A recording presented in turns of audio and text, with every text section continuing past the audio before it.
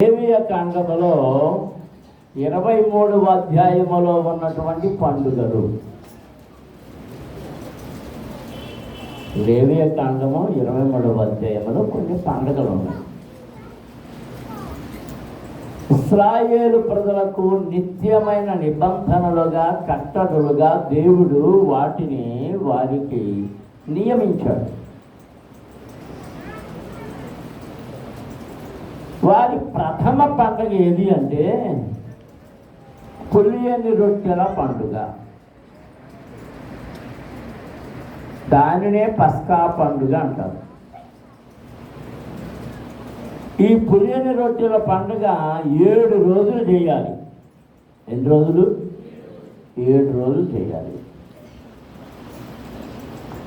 ఆ తర్వాత ఆ విశ్రాంతి దినము అవన్నీ చేయాలి. 23వ అధ్యాయం 4వ వచనం చదువుతాం. ఇవి యెహోవా నియామక కాలములు, నియమించిన కాలములను బట్టి మీరు చాటింపవలసిన పరిశుద్ధ సంఘపు దినములు ఇవి. మొదటి నెల 14వ దినమున సాయంకాలమందు యెహోవా పస్కా పండుగ జరుగును. ఆ నెల 15వ దినమున యెహోవాకు పొంగని రొట్టెల పండుగ జరుగును. 7 దినములు మీరు పొంగని వాటినే తినవలెను. దేవునికి స్తోత్రం. హల్లెలూయా, హల్లెలూయా, హల్లెలూయా. ఇది ఎక్కడ ప్రారంభమైందో తెలుసా మీకు? మీకు అందరికీ తెలుసు, కానీ మర్చిపోయారేమో. ఎక్కడ ప్రారంభమైంది చెప్పగలరా? ఐగుప్తు దేశంలో. మోషే ఫరో దగ్గరకు వెళ్ళినప్పుడు అనేక కార్యములు, 10 కార్యాలు జరిగించాడు. అయినా ఫరో మనసు ఏమైపోయిందట? కఠినమైపోయింది.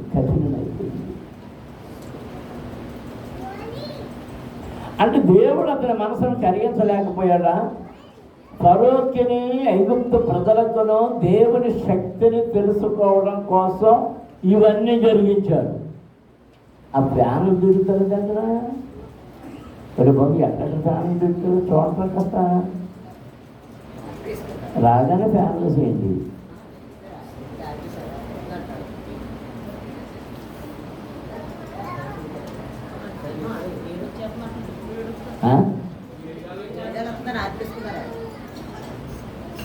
మీరు సాయంత్రం వాటికి ఏదైనా కట్టేయాలి.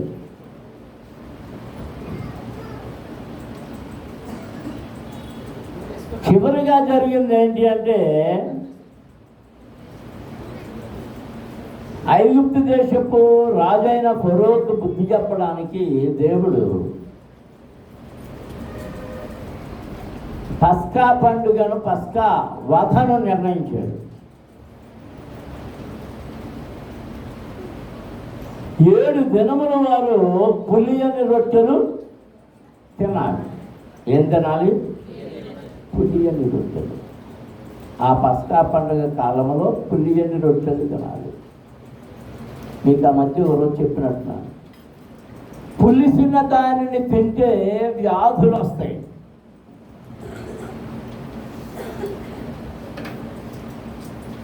పులియని పిండి వలన ఏది రాదు, అప్పటికప్పుడు కలిపిన పిండి.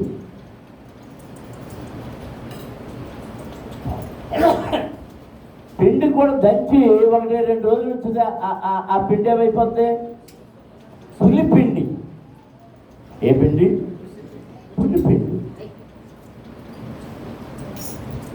మన జీవితాల్లో పులిపిండి ఉండకూడదు. మొన్న ఒక అతను ఫేస్బుక్లో చెప్తున్నాడు, పాలు విరిగితే పెరుగు అవుతుంది. ఏమవుతుంది? పెరుగు విరిగితే పెరుగు ద్వారా ఏం చేయగలం? ఇప్పుడు పాలు ఖరీదు ఎక్కువ, పెరుగు ఖరీదు ఎక్కువ? మీరు ఆలోచించండి. కాదు. తెలియజేసిన తర్వాత దాన్ని నమ్మండి, దాని ఖరీదుకి వస్తుంది. ఆ పెరుగుని చిలకరించండి, ఏమొస్తుందో? వెన్న వస్తుంది. వెన్న ఖరీదు ఎక్కువ, పాలు ఖరీదు ఎక్కువ, పెరుగు ఖరీదు ఎక్కువ. ఆ వెన్నను కాయండి, దేని ఖరీదు ఎక్కువ? నెయ్యి ఖరీదు ఎక్కువ, వెన్న ఖరీదు ఎక్కువ?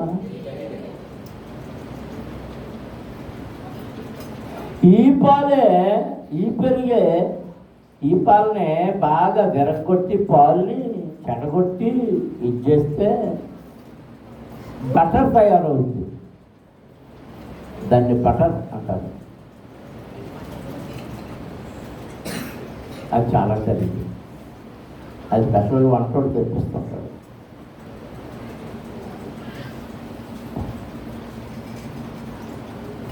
ఆ పాలనే విరగొట్టి ఇచ్చేస్తే మీరు రొట్టెలు వేసుకొని తినే ఏంటది?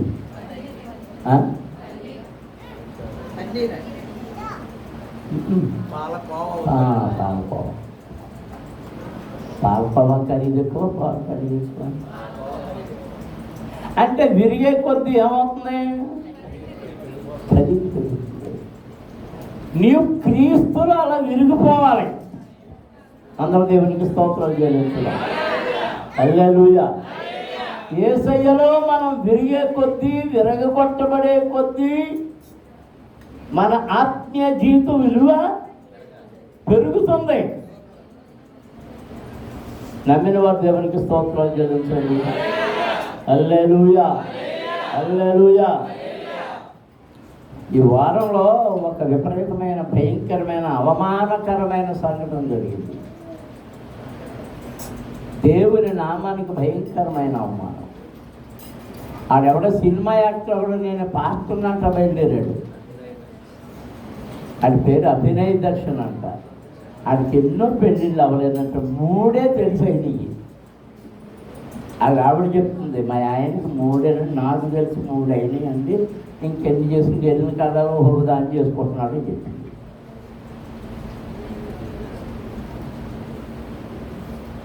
వాడు ఏమని పెట్టాడంటే, నన్ను హిందూ మోకలో తరిమి కొట్టి ఇచ్చేసి అని పెట్టించాడు. చివరికి పోలీసు వాళ్ళు ఎంక్వైరీ మొదలైతే ఏంటంటే ఈడే అరేంజ్ చేసుకున్నాడంటే వాళ్ళు ఒక 6గురిని. నేను అది చూస్తున్నప్పుడు అనుమానించింది, ఇదేదో తేడాగా ఉంది. ఈయన కొట్టేవాడు మొహం కనపడుతుంది. అది మొహానికి కొట్ట కట్టేయాడు. ఈ ఈ వీడియో తీస్తున్నాడు, అయ్యగారండి అంటున్నాడు. వీడియో తీస్తా అయ్యగారు అంటున్నాడు. ఇప్పుడు నిజంగా జరిగేది మీరు ఏం చేయాలి? ఆయన రక్షించాలి కదా, ఈయన కూడా దెబ్బలు తినాలి కదా.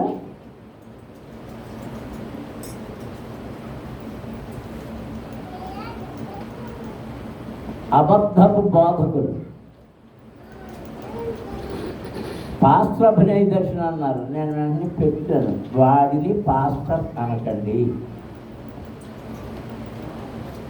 పాస్టర్ పరువుడు కాదు. పాస్టర్ అంటే అర్థం తెలుసుకోండి. అసలు అతను ఎవరు, ఏ గ్రామం, వాళ్ళ అమ్మ పేరేం పేరు, వాళ్ళ నాన్న పేరేం పేరు, వాళ్ళ తాత పేరేం పేరు, ఏ ఊరు, ఏం చదువుకున్నాడు, ఎక్కడి వాడు, ఎవరు వాక్యం చెప్తే మారు మనసు పొందాడు. అన్ని మాటలను జ్ఞాపకం పెట్టుకోండి. ఎవరు వాక్యం చెప్తే మారు మనసు పొందాడు. అతనికి బాప్తిస్మం ఎవరిచ్చారు? సంఘములో పరిచర్యలో ఎంతకాలం పరిచర్య చేశాడు? సంఘ పరిచర్యలో పాల్గొన్నాడా లేదా? సంఘ పరిచారకుడా కాదా? ఎంతకాలం సంఘంలో పరిచర్య చేసిన తర్వాత దేవుని సేవకు వెళ్ళాడు. దేవుని సేవకు తనకు తాను వెళ్ళాడా, సమర్పించుకున్నాడా, దేవుడు పిలిచాడా, దైవ సేవకుడు అతన్ని ప్రార్థించాడా?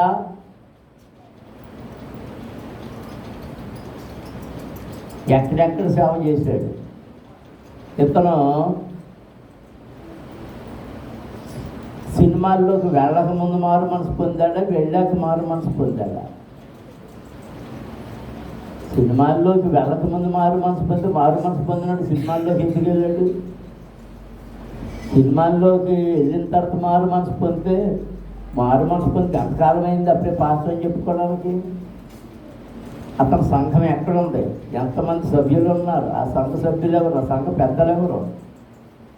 ఆ సంఘ పెద్దలు ఎవరన్నా ఈ సేవ చేసేటప్పుడు వచ్చానంటున్నాడు కదా, అదేదో పార్టీ పెట్టాడు. పార్టీ కోసం తిరుగుతున్నాడా, సంఘం సేవ కోసం తిరుగుతున్నాడా? పార్టీ కోసం తిరుగుతున్నాడు. జాగ్రత్త. అందరినీ మీరు పాస్టరు అంటారు. పాస్టర్ అంటే ఒక సంఘము కలిగి ఉండాలి. ముందు బైబిల్ పట్టుకొచ్చినంత మాత్రం పాస్టర్ కాదు. యేసుప్రభు బొమ్మ మెడలో తగిలించుకొచ్చినంత మాత్రాన్ని క్రైస్తవుడు కాదు. పత్రికలో ఏమో వ్రాయబడి ఉందంటే, ఆఖరికి కొంతమంది అపోస్తలులే ఒక చోటకు వెళ్ళేటప్పుడు సిఫారసు పత్రికలు కావాల్సి వచ్చింది. వెంకయ్యమ్మక్క నిద్రవుతున్నావు, కాలు బయట మరి శుభ్రంగా నిద్రవుతున్నావు. ఏ ఉత్తరం కావాల్సి వచ్చింది? సిఫారసు ఉత్తరం. ఆ సిఫారసు ఉత్తరములో అతని యోగ్యతలు, అతని విధేయతలు, అతను ఎంతవరకు ఆదరించదగినవాడు ఆ సంఘ పెద్దలు సిఫారసు చేసిన వారు రాసి పంపాలి. కనబడ్డవాడినల్లా పాస్టర్ అంటున్నారు, కనబడ్డవాడిన రెవరెండ్ అన్నారు, కనబడ్డవాడిన డాక్టర్, అది ఇది బుసు గడుగు గుడ్డు గంగల పాసు అంటున్నారు. జాగ్రత్త. దేవుని ముందు అందరము సమాధానం చెప్పాలి. నిజమైన దైవ సేవకుడు ఎప్పుడు నేను రెవరెండ్ని, డాక్టర్ని, అది ఇది అని చెప్పుకోడు. సేవకుడు మాత్రమే.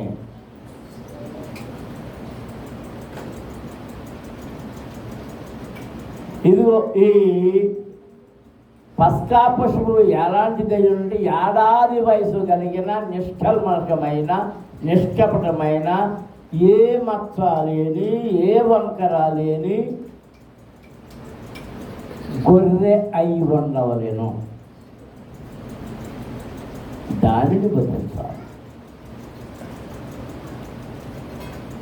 ఆ గొర్రె పిల్ల రక్తమును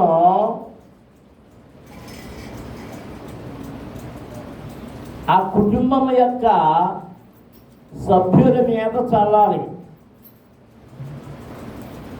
ఆనాడు ఐగుప్తు దేశంలో ఎక్కడ చల్లించాడు అంటే, గుమ్మపు పైకమ్మి నిలువు కమ్ముల మీద, అడ్డకమ్మి నిలువు కమ్ముల మీద చల్లించాడు. ఆ తరువాత అనుదిన బలి జరిగించమని దేవుడు ఆజ్ఞించాడు. అనుదిన బలి గురించి మరోసారి మీకు చెప్తాను. ఉదయము సాయంకాలం. ఏంటి? ఉదయము సాయంకాలం. కుటుంబాలు అనుదిన బలి కొరకు వారికి ఏమైనా క్రమము ప్రకటించుకుంటే ఆ క్రమ ప్రకారముగా ఆ కుటుంబం తీసుకురావాలి. 2 గొర్రెలు తీసుకుని వస్తే, నిష్కపటమైన గొర్రెలు తీసుకుని వస్తే, ఉదయం ఒక గొర్రె, సాయంకాలం ఒక గొర్రె. దానిని వధించినప్పుడు దాని రక్తాన్ని పళ్ళెములోనికి పట్టి ముందుగా బలిపీఠపు కొమ్ముల మీద చమరాలి. ఆ తరువాత దీనిని ఎవరైతే తీసుకుని వచ్చారో వారి యొక్క ఇంటి సభ్యులందరి మీద, చేతి బటన వ్రేళ్ల మీద, కాలి బొటన బ్రాళ్ళ మీద, కుడి చెవి కొన మీద. దేవునికి స్తోత్రం. ఆ రక్త బలి రక్తాన్ని చమర్చాలి. దాంతో సరిపోదు, దాంతో పాటు కొన్ని తీసుకురావాలి. వాటిలో నూనె కూడా తీసుకురావాలి. ఆ నూనెను కూడా ఆ బలిపీఠం కొమ్ముల మీద చెమర్చాలి. ఆ తరువాత కుడి చేతి బట్టన బ్రేలు మీద, కుడి కాలి బట్టన బ్రేలు మీద, కుడి చెవి కొన మీద ఆ నూనెను చెమర్చాలి. అందరం దేవునికి స్తోత్రాలు చెల్లించాలి. వీటి వివరాలు మరోసారి తెలుసుకుందాం. ఇది మొదటి పండుగ, అది పస్కా పండుగ. దానిని పులియని రొట్టెల పండుగ అంటారు. సరే, మనం 9వ వచనంలోనికి వస్తే, మరియు యెహోవా మోషేకు ఎలాగు సెలవిచ్చాను, నీవు ఇశ్రాయేలులతో ఇట్లనము, నేను మీకిచ్చుతున్న దేశమునకు మీరు వచ్చి దాని పంటను కోయినప్పుడు మీ మొదటి పంటలు ఒక పనను యాజకుని యొద్దకు తేవలెను. యెహోవా మిమ్మును అంగీకరించినట్లు అతడు యెహోవా సన్నిధిని ఆ పనను అల్లాడింపవలెను. విశ్రాంతి దినమునకు మరుదినమున యాజకుడు దానిని అల్లాడింపవలెను. దేవునికి స్తోత్రం.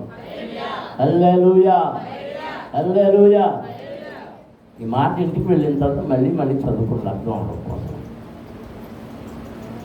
మీరు పన కొయ్యగానే మొదటి పన ఏంటది? మీరు ఏ పంటకు వస్తున్నారో ఆ మొదటి పంట పన ఎవరి తీసుకెళ్ళాలి? కోత మొదలు పెట్టకూడదు. ముందు ఆ కోత మొదలుపెట్టి ఆ పనను తీసుకుని ఎవరి దగ్గరికి రావాలట? యాజకుని దగ్గరకు.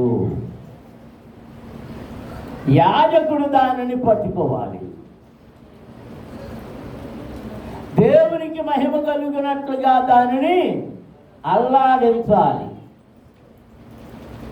అది అట్లా ఉంచి, నువ్వు ఏ రోజుకు వస్తావో అది అట్లా ఉంచి మరలా ఎప్పుడు అల్లాడించాలట? విశ్రాంతి దినము వెళ్ళిన మరుసటి దినం. ఏది వెళ్ళిన మరుసటి దినం అంటే విశ్రాంతి దినాన్ని ఎక్కడ ఉండాలి? దేవుని మందిరములో ఉండాలి, దేవుని సన్నిధిలో ఉండాలి. దేవుడు ఆ అర్పణమును అంగీకరించినట్లుగా ఆ మరుసటి దినమున, విశ్రాంతి దినము వెళ్ళిన మరుసటి దినమున యాజకుడు ఆ పనను దేవుని సన్నిధిలో అల్లాడించవలెను. ప్రభువా, నీకే, ఇది నీకే, ఇది నీకే, ఇది నీకే, ఇది నీకే అర్పణమయ్యా. దేవునికి స్తోత్రం. దీనినే కర్బాను అంటారు. ఏమంటారు? కర్బాను కాదు, కర్బాను, కోర్బాను. ఈ కర్బాన్ అనే మాట మీరు ఎక్కడ అంటారో తెలుసా? సువార్తలో అంటారు. ప్రభు చెప్తున్నాడు, ఒకడు తల్లిదండ్రులు నాకు ఇది కావాలంటే అంట, ఆ ప్రేమగోడు కొడుకు ఏమంటున్నాడంట? ఇది కర్బాను అంటున్నాడంట. గుర్తొచ్చిందా ఆ మాట? కర్బాన్ అంటే ప్రతిష్ఠితము. ఏంటది? దేవునికి ప్రతిష్ఠించబడినది. మొదటి పన దేవునికి ప్రతిష్ఠించబడినది. నీ మొదటి సంతానము దేవునికి ప్రతిష్ఠించబడినది. నీ మొదటి కాయ దేవునికి ప్రతిష్ఠించబడినది. నీ మొదటి మేక దేవునికి ప్రతిష్ఠించబడినది. నీ మొదటి దూడ దేవునికి ప్రతిష్ఠించబడినది. అది ఏదైనా సరే, దేనికి సంబంధించినదైనా సరే, మొదటిది ఎవరిది? గౌతమే, ఎవరిదే? ఏడి నీ మొదటి రోడ్డు? అది గుళ్ళో ఉన్నాడా? లేడు. అన్నాడా? ఇవాళ వచ్చాడా? అయ్య బాబాయ్, ఇవాళ నేను వడగొట్టు పడిపోతాను. అయితే వచ్చావా? ఓహో, పరీక్షను వచ్చాడా? అది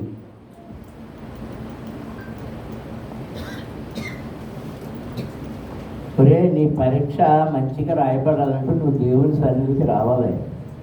ఏదో వచ్చి ప్రార్థన చేయించేసుకుంటే అయిపోదు. సరే, దేవునికి స్తోత్రం. హల్లెలూయా. ఇప్పుడు మొదటి పని ఏం చేయాలి? ఎంతమంది మొదటి కోత దేవునికి ఇస్తున్న వారు ఉన్నారో ఎక్కడ వాళ్ళు చెయ్యొచ్చు చూపించండి. ఎవరు మీ పంట ఎలాగ ఆశీర్వదించబడుతుంది? అలాగే చేయనప్పుడు గొంగలి పురుగులు వస్తాయట, దోమ పోటు వస్తుందట, వడగళ్ళు వస్తాయట, రకరకాల మిడతలు పురుగులు అన్నీ వచ్చి నీ పంటను ఏం చేస్తాయి? నీ గిన్నెలోనికి రాకుండా వినేస్తాయి. అది ఎవరో తెలుసా? ఆ చీడ పురుగులు, ఆ మిడతలు, ఆ పసర పురుగులు. ఎవరు తెలిసిన వాళ్ళు చెప్పండి, 100 రూపాయలు ఇస్తా. చదువుదా? దేవుని సైన్యము,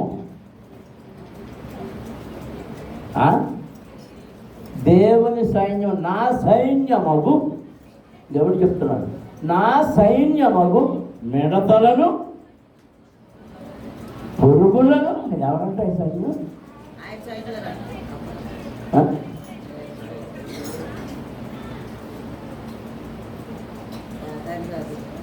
సాతానుగాడు కాదు, సైతానుగాడే ఆయన సైన్యం. సైతానుగాడే ఆయన సైన్యం. అంటే ఒక్కొక్కళ్ళకి ఒక్కొక్క వింగ్ ఉంది. ఆ సైతాన్ గారికి కొందరిని అప్పు చెప్పాడు. అందరం దేవునికి స్తోత్రాలు చెల్లించుతాం. అందుకనే ఇదంతా ఆయన చేతిలో ఉంది, ఆయన సైన్యం అని చెప్పడానికే ఫరోకి 10 రకాలు వచ్చినాయి. తెగుళ్ళు ఆయన సైన్యమే, వ్యాధులు బాధలు ఆయన సైన్యమే. దేవునికి స్తోత్రం. హల్లెలూయా, హల్లెలూయా. తేరపాదు పెట్టావు. ఇదివరకు మీకంటే పూర్వకాలపు విశ్వాసులు ఎంత శ్రేష్ఠులో. ఆ బీరపది పెడితే వాళ్ళ భర్తలకి చెప్పేవారు, పొరపాటున బీరకాయలు కోస్తావేమో, వార్నింగ్లు ఇచ్చేవారు. చిక్కుడుకాయలు కోస్తావేమో జాగ్రత్త, వంకాయలు కోస్తావే. ఇంటి దగ్గర వేసుకునేవారు. వంగ మొక్కలు 4-5 మొక్కలు చాలు అయివేసి. ఆనపకాయలు, ఆనపాలు పెడితే ఎక్కడికి ఎక్కేదో తెలుసా? ఇంటి మీదకి పాకేది. ఆ ఇంటి మీద కాసేవి. దాని మీద ఒక కథ ఉంది.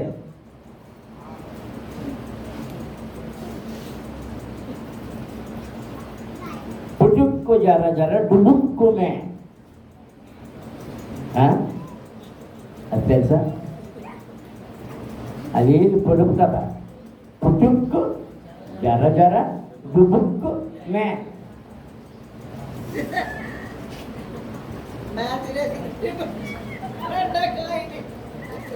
అంటే ఆనపదులు పెరిగిపోయింది. చాలా పెద్ద ఆనపకాయలు కాసేవి, గుమ్మడికాయలు కాసేవి. అది పైన కాసేసింది. ఎవరికెళ్ళి కొరికిందంట. పుట్టుకుమంది. అక్కడ కాయం చేస్తుంది, జర్రు జారి ఎక్కడ పడిందంటే సరిగ్గా సూర్యకిందన్న మేక మీద పడింది. డుబుక్కు మరి. మేక ఏమంది? ఈ దెబ్బకే అంది. అందుకని ఏమన్నారంటే, ఏమని పొడుపు కదంటే పుట్టుక్కు జర జర డుబుక్కు మే.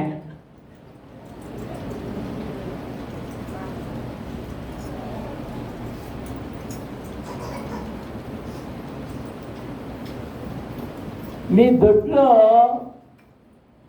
మామిడి చెట్లు ఉన్నాయి.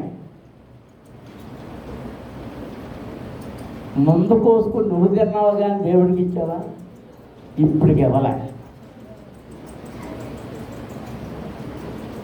మీ దొడ్లో పెట్టిన పాదులు ఉన్నాయి, ఆ పాదులు కాశీయాన్ని గబగబ నువ్వు ఆదరాబాదర వండేసుకుని మింగేసేవే తప్ప దేవుడి దగ్గరికి తెచ్చావా? నీ పన ముందుగా ఎవరి చేతికి ఇవ్వాలి? ఎవరి చేతికి ఇవ్వాలి? యాజకుని చేతికి ఇవ్వాలి. యాజకుని చేతికి ఇస్తే యాజకుడు దానిని చేత్తో పట్టుకుని దేవుని సన్నిధిలో, దేవా ఇదిగో నీ బిడ్డ నీ సన్నిధికి తీసుకొచ్చిన మొదటి కోత.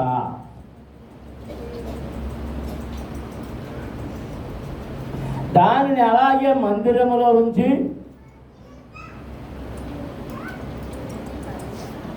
దానికి ప్రత్యేక స్థలం ఉంటుంది, ఆ స్థలములో ఉంచి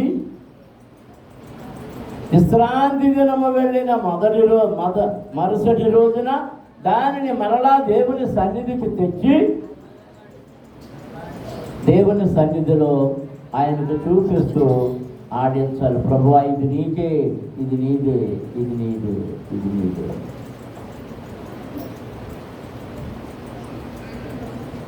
ఎలాంటి పని హన్నా చేసింది?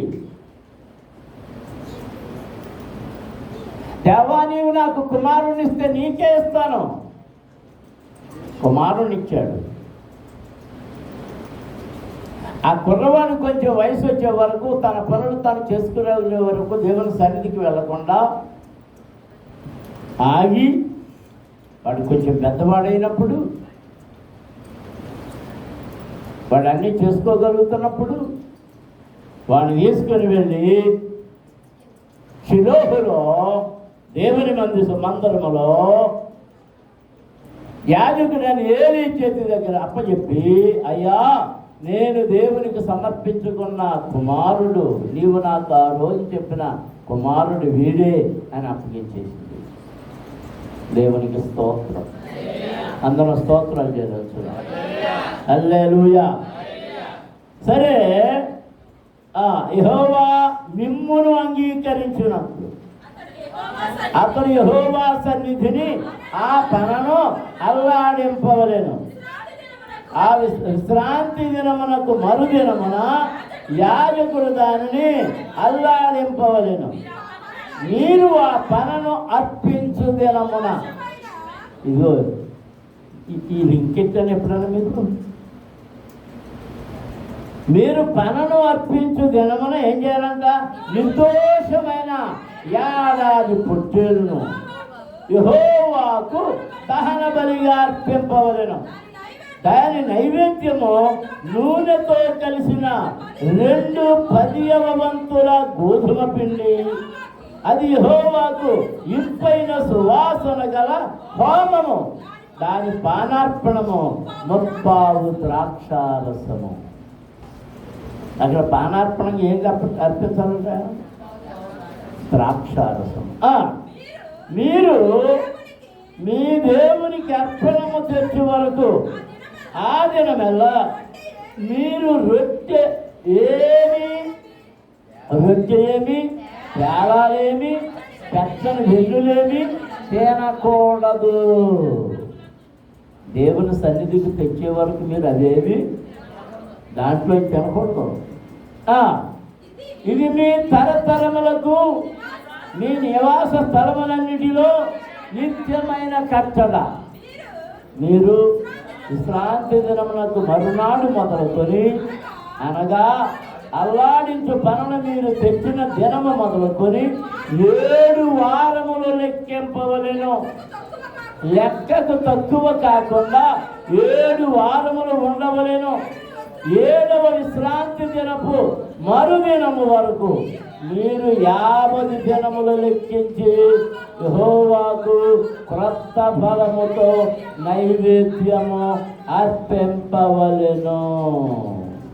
దేవునికి స్తోత్రం. వచ్చిన మళ్ళీ చదవండి.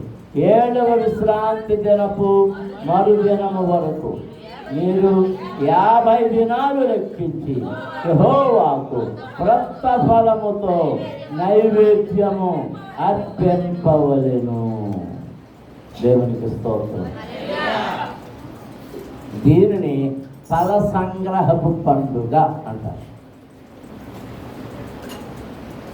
మొదటి రోజేమో కోత పండుగ, 50వ రోజున ఏమంటారంటే ఫల సంగ్రహపు పండుగ. అంటే నెల 15 రోజులు దాటి 50 రోజులకి మొత్తం కోతలన్నీ పూర్తయిపోతాయి. 7 వారాలు ఇచ్చే టైం కోతలకి. 7 వారాల్లో నువ్వు ఏం పంట పండించావు అదంతా, గోధుమ, బార్లీ, ఎవలు, నూనె, ద్రాక్షలు, ఖర్జూరాలు, అంజూరాలు, ఇంకేమేమి పండించావో అవన్నీ.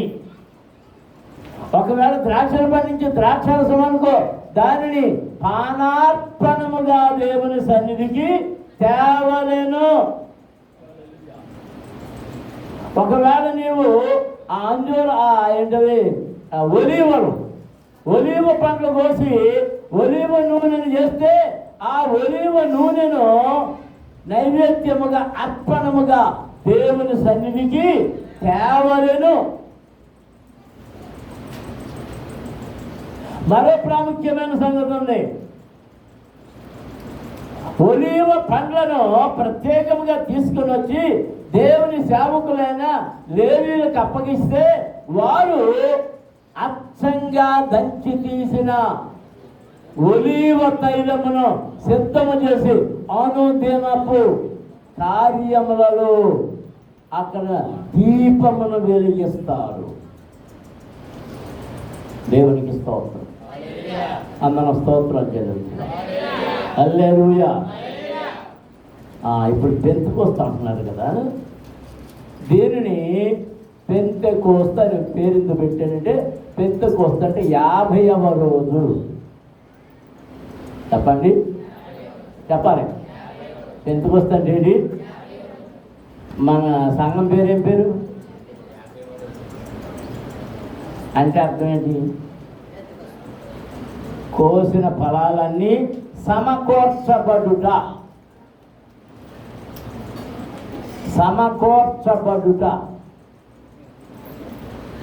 కోసిన ఫలములన్నీ సమకూర్చబడుట. ఆశ్చర్యకరమైన సంగతి ఏంటంటే, ప్రభు అయిన యేసు పస్కా దినము నాడే ఆయన వధించబడ్డాడు, లేచాడు, 40 దినాలు కనబడ్డాడు. ఆ లెక్క చెప్పారు కదా అక్కడ. ఆ లెక్క ప్రకారంగా ఆయన వెళ్ళిపోయాడు. 40 దినాల తరువాత మీ కొరకు నేను పంపు ఆదరణకర్త కొరకు మీరు ఎక్కడ నిలబడి ఉండండి అన్నాడు. యెరూషలేములో నిలిచి ఉండండి అన్నాడు. వారు మేడగదిలో ఎంతమంది సమకూడారు చెప్పండి అందరూ? 120 మంది. చెప్పండి అందరూ. ఇప్పుడు ప్రశ్న, ఆయన 3.5 సంవత్సరాలు విత్తి, కోసి, ఫలించి, ఇచ్చేసి, కోత కోస్తే అక్కడ సమకూర్చబడింది ఎంతమంది అంటే 120 మంది. ఎంతమంది? 120 మంది. విన్నారా? 120 మంది మేలు పొందారా? 120 మంది స్వస్థత పొందారా? ఒకరోజు 5,000 మంది పురుషులే భోజనాలు చేశారు. మరోసారి 4,000 మంది పురుషులు భోజనాలు చేశారు. ఎక్కడ చూసినా వేలు వేలు వేలు వేలు వేలు వేలు వేలు వేలు. కానీ పెంతెకోస్తు మేడగదిలోనికి చేరిన వారు మాత్రం ఎంతమంది? సమకూర్చబడిన వారు 120 మందే. ఫల సంగ్రహపు పండుగ. ఆ ఫల సంగ్రహ పండుగ ఆ 50వ రోజు వచ్చేటప్పటికి వారు సమకూర్చబడిన వారందరూ ఈ 10 దినములు అక్కడ దేవుని సన్నిధిలో అల్లల్లాడుతున్నారు. ఏం చేస్తున్నారు? ఎలాగల్లలాడుతున్నారు? ప్రార్థనలతో, విజ్ఞాపనలతో, మోకాళ్ళ మీద కన్నీటితో హృదయ భారముతో వారు తమ తప్పులన్నీ ఒప్పుకుంటూ యాక మనసు కలిగి, యాక ఆత్మ కలిగి, యాక భావము కలిగి, యాక స్థితి కలిగి అల్లలాడుతూ ఉన్నప్పుడు 10వ దినమున 50వ రోజున ఆకాశము తెరవబడింది, పరలోకము తెరవబడింది, గొప్ప గాలి వస్తున్న శబ్దము వినబడింది, అగ్ని ప్రారంభమై వారు కూడి ఉన్న మేడ గదిలోనికి ఆ అగ్ని వచ్చి వారి మీద వ్రాలగా, ఒక్కొక్కరి మీద ఒక్కొక్క నాలుక వారి మీద వ్రాలగా, వారు పరిశుద్ధాత్మ చేత నింపబడిన వారై వారికి వాక్శక్తి అనుగ్రహించబడిన కొలది దేంతో మాట్లాడారు? అన్య భాషలతో మాట్లాడసాగిరి. దేవునికి స్తోత్రం. హల్లెలూయా. ఈ రాత్రి కొంతమంది పెంచుకొచ్చుకోవడం పెడతారు, ఓ వీణలు వాయించేస్తారు, ఓ దబదబ ఇవన్నీ పగిలిపోతుంటాయి, భం భం భం భం భం డీజేలు పగిలిపోతుంటాయి. డీజేలు ఆత్మహత్యేస్తుంది, పరిశుద్ధాత్మ కాదు, సమకూర్చబడాలి. పెంచుకొస్తుంది ఏంటి? సమకూర్చబడుట. దేవుని పిల్లలారా, వారికి ఈ సంవత్సరం ఈ సంఘం వారందరికీ, అంటే నేను సేవలోకి వచ్చిన తరువాత ఈ సంవత్సరం సమకూర్చబడే సంఘము, ఆ సంవత్సరము సమకూర్చబడే సంవత్సరం అంటే 50వ సంవత్సరం జూబిలీ. ఏంటిది? జూబిలీ. ఈ జూబిలీ పండుగ మనం ఎప్పుడు చేసుకోబోతున్నాం అంటే 2027 మార్చి నెల 14, 15, 16 3 రోజులు సమకూర్చబడాలి. కుటుంబాలతో, పిల్లలతో, అన్నదమ్ములతో, అక్కచెల్లెలతో, బంధువులతో, స్నేహితులతో, ఎరిగిన వారితో, ఎరగని వారితో అందరినీ పండుగకు తీసుకుని రావలసిన బాధ్యత మీది. దేవునికి స్తోత్రం. అందరం స్తోత్రం చేస్తున్నాం. మీ పంట అంతా అక్కడ చేయాలి. ఏం కావాలి? అదే అసలు సంగతి. పంట తేకపోతే మిడతలు తినేస్తాయి, పురుగులు నాకేస్తాయి, ఎలకలు తినేస్తాయి, పందికొక్కులు తినేస్తాయి. ఏం తినాలో అదే తినేస్తాయి. నేను కాదు, శాపం కాదు, దేవుని వాక్యం. దేవుని వాక్యం. దేవునికి స్తోత్రం. అందరూ స్తోత్రం చెల్లించుదాం. హల్లెలూయా. ఇది మా చంద్రుందా? ఈ సంవత్సరం సభల్లో కనబడలేదు. ఆ లోటు నాకు ఎంత కనబడుతుందో తెలుసా? మీ అక్క కనబడింది కానీ నువ్వు కనబడలే. నేను మీ అమ్మని బొరదనేహాను, ఏది చంద్రేది. నీతో పాటు కుటుంబాలన్నీ కూడొస్తాయని నేను ఎవరినైతే మెచ్చుకున్నానో ఆ కుటుంబాలన్నీ ఎగ్గొట్టేసింది.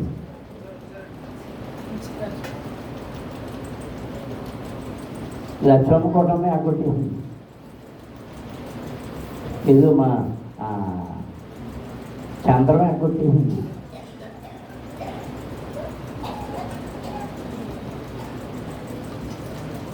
నేను అనుకున్నాను ఈ కుటుంబాలను ఎవరిని మెచ్చుకోకూడదని. మెచ్చుకుంటే మెచ్చుకున్నట కెంచకంబులాడడి గుంపు నులి వెచ్చని గుంపు, మెచ్చుకున్నట కెంచకంబులాడడి గుంపు నులి వెచ్చని గుంపు, కచ్చి ఉండినా మాధుర గుంపు, కచ్చి ఉండినా మాధుర గుంపు.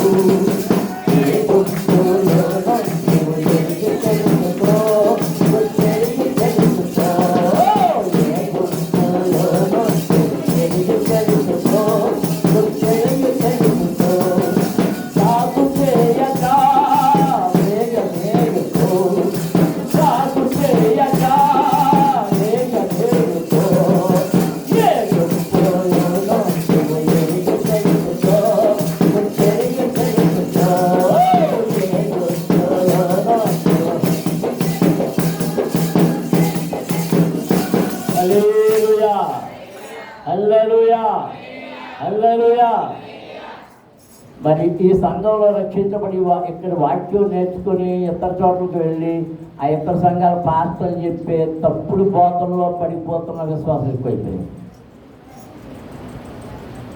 పనాలు సరిగా పడలే, తప్పుడు బోధనలో చెప్పిపోయారు. వాళ్ళు చేసి హడావడి భక్తి అనుకుంటున్నారు. అది భక్తి కాదు, అది భక్తి కాదు, మోసం. భక్తి వైపు నడవండి, భక్తిలో జీవించండి, ప్రభువులో జీవించండి, వాక్యంలో జీవించండి. ఇక్కడ గద్దెంపు ఉంటుంది, జాగ్రత్త. గద్దెంపు లేదు, నిన్ను మెచ్చుకుని కెచ్చకారార్థమే. నువ్వు అంత గొప్ప ఎంత గొప్ప అన్నారంటే నువ్వు నరకానికి పోయే దగ్గర దారి. నేను ముగించేస్తాను. ప్రభువా, నన్ను ఎందుకు పిలుచుకున్నావు, నాకు అప్పగించిన పని ఏంటి అన్నప్పుడు నాకు ఆయన ఒక దర్శనం ఇచ్చారు. ఆ దర్శనాన్ని జ్ఞాపకం చేశారు. ఆ దర్శనం చెప్తూ ముగించేస్తారు. సేవకు రావాలా వద్దా అనుకుంటున్నా ఆలోచన కలిగిన దినాల్లో, నిరుత్సాహంగా ఉన్న దినాల్లో,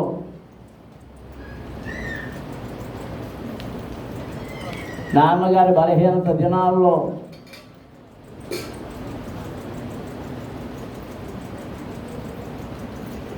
డిగ్రీ చదువు అయిపోయింది, 76వ సంవత్సరంలో ఒక రాత్రి ఒక కళ. ఆ కళలో ఒక మట్టి రోడ్డు మీద వెళ్తున్నాను. మీరు చెప్తే అర్థం అవ్వదు. ఇది వరకు ఆ రోడ్లన్నీ మట్టి రోడ్లే, కంకర రోడ్లు. ఇప్పుడు మీకు ఊహించుకుంటే కూడా కనపడదేమో. నేను ఇంటర్మీడియట్ చదివేటప్పుడు ఎక్కువ ప్రతిరోజును పోలవరంలో పాండ్రంగడి మెట్ట ఎక్కేవాడిని. ఆ మెట్ట మీద కాసేపు కూర్చుని వచ్చేవాడిని. అది రోజు అలవాటు అయిపోయింది నాకు. అలాంటి మెట్ట పక్క నుంచి వెళ్తున్నాను. ఇది వరకు మనం బయట పక్క వెళ్ళాలంటే ఆ కొండ పక్క నుంచి వెళ్ళవలసి వచ్చేది. ఆ వెళ్తుంటే ఆ కొండ మీద ఒక ఆయన గొర్రెల్ని మేపుతున్నాడు. చాలా గొర్రెలు ఉన్నాయి. ఆయన ఏం ధరించాడంటే మొత్తగా ఉన్న గోధుమ రంగు ఆఫ్ చొక్క లాంటిది, మోకాళ్ళ కిందకు దిగిన నెక్కర్ లాంటిది, భుజం మీద ఒక దుప్పటి లాంటిది, చేతిలో పొడవైన వంకీకర్ర,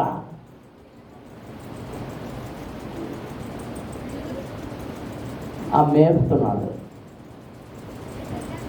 నేను ఆయన వైపు చూశాను, ఆయన నా వైపు చూశాడు.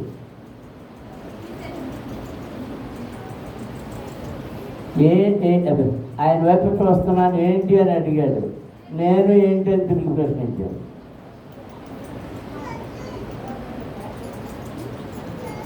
నేను ప్రశ్నించినప్పుడు పైకి రా అన్నాడు.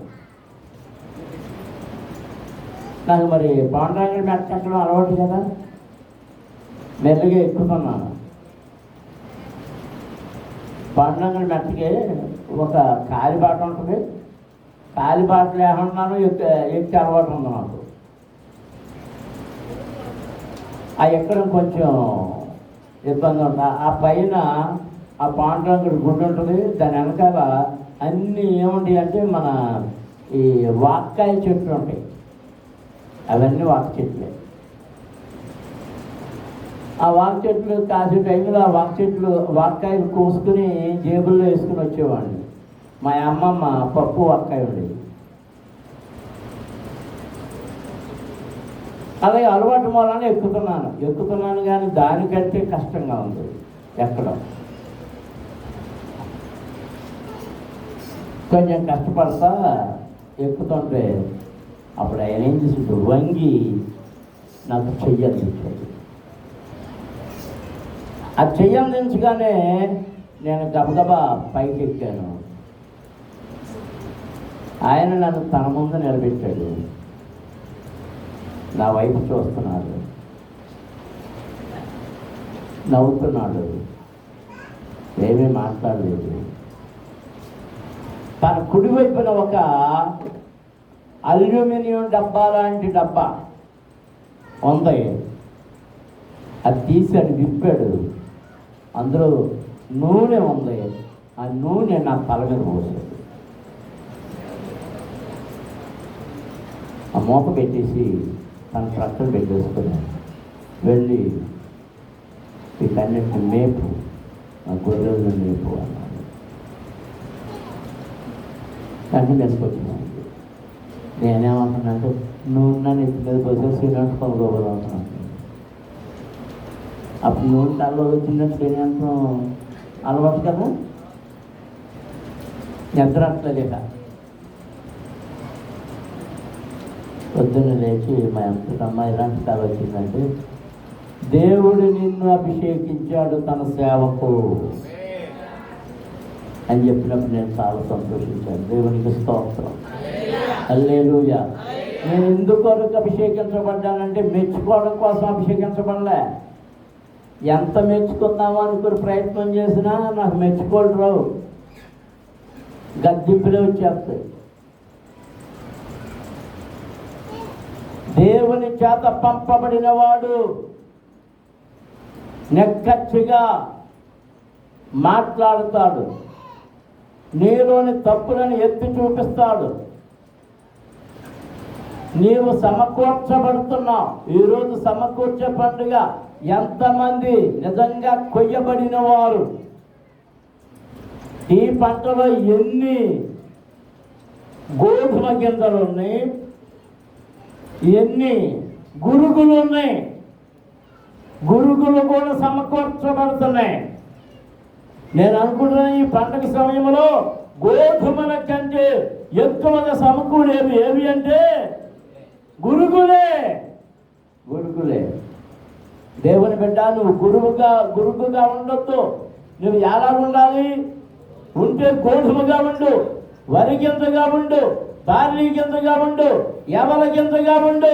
వాటిని దేవుడు అర్పణముగా అంగీకరిస్తాను. మోకరించని ప్రార్థన చేసుకుందాం. అందరూ మోకరించండి. స్తోత్రం, హల్లెలూయా. సమకూర్చబడుతున్నావు, సమకూర్చబడుతున్నావు. సమకూర్చబడుట, సమకూర్చ